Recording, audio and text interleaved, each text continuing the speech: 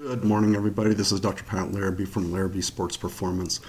I've had a couple athletes ask me about our energy systems and, more importantly, I guess, how our energy systems are relating to their heart rate. So, just putting together a quick little video here. So, the main thing we need to look at is when we're out exercising or just in daily life where we might be doing something like long walks and sprints.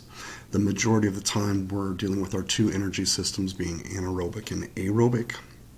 But we do have another one that's a very quick one that we can think about, like football players using for a play and then coming back and resting, which would be the creatine phosphate or direct phosphorylation, where we use one ATP or energy molecule, and then the creatine phosphate will give up a phosphate in order to make that ADP that broke down back to an ATP.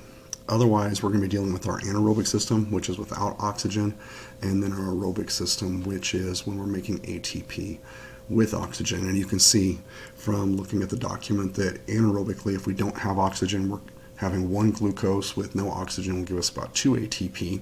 And then aerobically, one glucose with oxygen will give us about 32 to 38 ATP, which then also gives us kind of a different view because oxygen then literally becomes an energy molecule if you look at it in that way.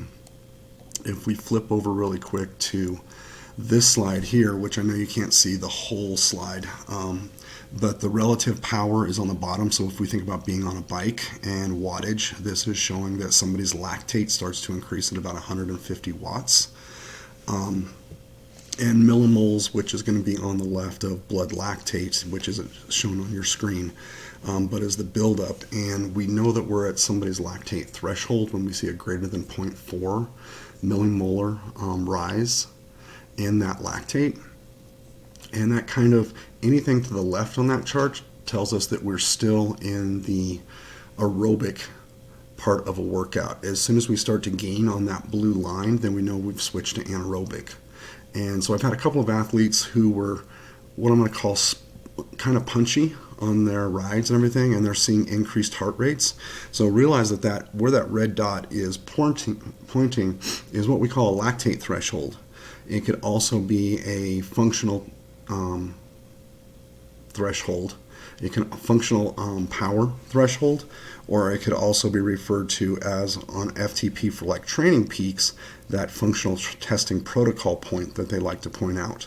And so then if we jump over really quick here to a training peaks file, this is one of my athletes who, and this person's running two different power meters. They're running a right and a left pedal power meter, but their wattage for lactate threshold or functional training power or functional threshold power is 130 watts. And so if we come in here and we keep moving this little dot in here until we can get to, let's see if I can find one that says about 130. There's a 120. There's a 123. Oh, right there is a 138. So if we look at that line right there and we were to say that their functional threshold power was 140, you can see all the marks that are above that. And so every time you are going harder than that, you are going anaerobic, which means you are making your body perform without oxygen. Even though you're breathing hard, at the muscular level, you've outrun the oxygen stores. And so then what has to happen is after you've done that, then your body has to repay that with the aerobic system, which is why we tend to then see these heart rate spikes. So if you look right here at the one that I have the hand pointed at, you can see there was a power surge, it's just ending there at that point. The power surge right there, if we follow it on up, this is on the tail end of it, went all the way up to 205 watts, started off at about 185. If we draw it out, we're looking at, it started at 54.13 and went to about 55.31. So we had a good, at least 45 second above that lactate threshold. And then ensuing that, we can see that about 10 to 15 seconds later, we see the heart rate then go up after that because the body is now trying to clear that lactate that was produced. Hope that clears up some of the questions. If you have any more questions, please feel free to email me at larrabeehealthandfitness@gmail.com.